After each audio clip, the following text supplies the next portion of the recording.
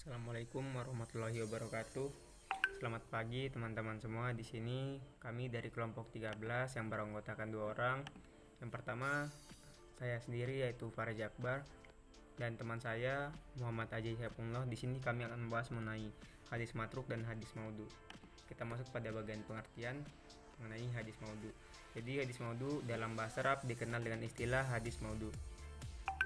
Secara etimologi, al-maudhu merupakan bentuk isim maf'ul yang memiliki arti menggugurkan, meletakkan, meninggalkan, dan mengada-ngada. Jadi secara bahasa, hadis maudhu dapat disimpulkan yaitu hadis yang diada-adakan atau dibuat-buat.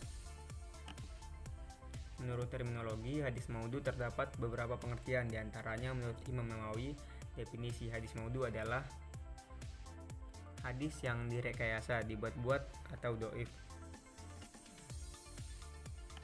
Baik, kita masuk pada macam-macam hadis maudhu. Perkataan itu berasal dari pemalsu yang disandarkan pada Rasulullah SAW. Perkataan itu berasal dari ahli hikmah, orang juhud atau Israiliyat, dan pemalsu yang menjadikannya hadis. Perkataan yang tidak diinginkan Romawi. Perkataan yang tidak diinginkan rawinya, melainkan dia hanya keliru. Selanjutnya, sebab kemunculan hadis maudhu.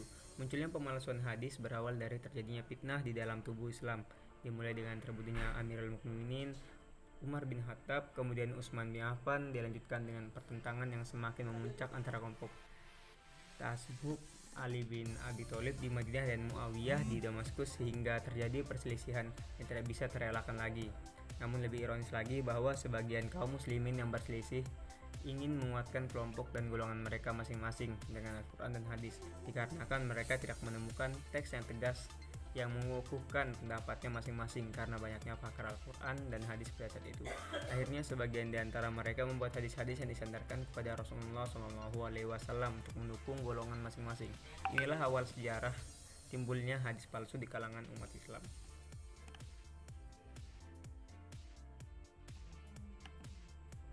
Berdasarkan data sejarah, pemalsuan hadis tidak hanya dilakukan oleh orang-orang Islam, tapi juga dilakukan oleh orang-orang non-Islam. Ada beberapa motif yang mendorong mereka membuat hadis palsu, yaitu sebagai berikut. Pertentangan politik. Pertentangan politik ini terjadi karena adanya perpecahan antara golongan yang satu dengan golongan yang lainnya, dan mereka saling membela golongan yang mereka ikuti serta mencela golongan yang lainnya. Usaha kaum zindik. Kaum zindik adalah golongan yang membenci Islam, baik secara agama ataupun secara dasar pemerintahan. Sikap ta'assub terhadap bangsa, suku, bahasa, negeri, dan pimpinan. Salah satu tujuan pembuatan hadis palsu adalah adanya sifat ego, fanatik yang buta, serta ingin menonjolkan seseorang, bangsa, kelompok, dan sebagainya. Selanjutnya, ciri-ciri hadis maudhu. Yang pertama adalah dari segi sanad para perawi hadis ini. Sanad adalah rangkaian perawi hadis yang menghubungkan antara pencatat hadis sampai kepada Rasulullah SAW. Terdapat banyak hal untuk bisa mengetahui kepalsuan sebuah hadis dari sisi sanadnya ini. Di antaranya adalah salah satu perawinya adalah seorang pendusta dan hadis itu adalah diriwayatkan oleh dia, serta tidak ada satupun perawi yang thiqoh, yaitu percaya, sehingga riwayatnya dihukumi palsu. 2. Dari segi matan. Matan adalah sebuah hadis diantaranya yang paling penting untuk bisa mengetahui kepalsuan sebuah hadis. Dari sisi ini adalah tata bahasa dan struktur kalimat jelek. Sedangkan Rasulullah SAW adalah orang yang sangat fasih dalam mengungkapkan kata-kata karena beliau adalah seseorang yang dianugerahi oleh Allah SWT, yaitu kata pendek yang mengandung arti yang luas. Pengertian hadis matruk. Hadis matruk adalah isim maf'ul dari kata kerja taroka, artinya sama dengan at-tarkiyah. Orang Arab menamakan telur yang keluar darinya anak ayam dengan at-tarik, artinya yang tertinggal dan tidak ada gunanya. Adapun menurut istilah ilmu mustalaqah, al-hadis adalah hadis yang pada dasar sanadnya terdapat rawi yang tertuduh berdusta. Pendapat lain, hadis adalah hadis yang diriwayatkan oleh seorang perawi yang tertuduh kuat berlaku dusta terhadap hadis yang diriwayatkannya, atau selalu berdusta dalam perkataannya, atau nampak kefasikannya baik pada perbuatan maupun ucapan, atau orang yang banyak lupa atau banyak keraguan-ragunya. Sebab-sebab matruk. Yang Yang pertama ada al-kadzibu, yaitu dikenal suka berdusta. Yang kedua ada at-tuhmah bi al-kadziabi, yaitu diduga kuat telah berdusta. Selanjutnya ada riwayat yang salahnya lebih banyak daripada benarnya. Yang keempat ada lupanya lebih menonjol daripada hafalannya. Yang kelima ada bersikap fasik tapi tidak sampai menjadikan kafir. Yang keenam diduga kuat riwayatnya mengandung unsur-unsur kekeliruan. Yang ketujuh adalah riwayatnya berlawanan dengan yang terpercaya.